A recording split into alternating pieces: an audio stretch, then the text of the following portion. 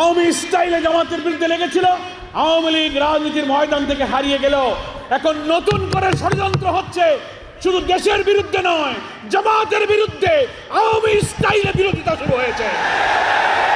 আমরা এই সমস্ত ষড়যন্ত্রকারীদের বলতে চাই, আওয়ামী লীগ ক্ষমতা রাজনীতি থেকে বিদায় নিলেও আপনারা যারা আওয়ামী স্টাইলে আবার জামাতের সমালোচনা শুরু করেছেন, আপনাদের কথার বন্ধ থেকে, কথার ভেতর থেকে কিন্তু ফ্যাসিবাদের গন্ধ পাওয়া যায়।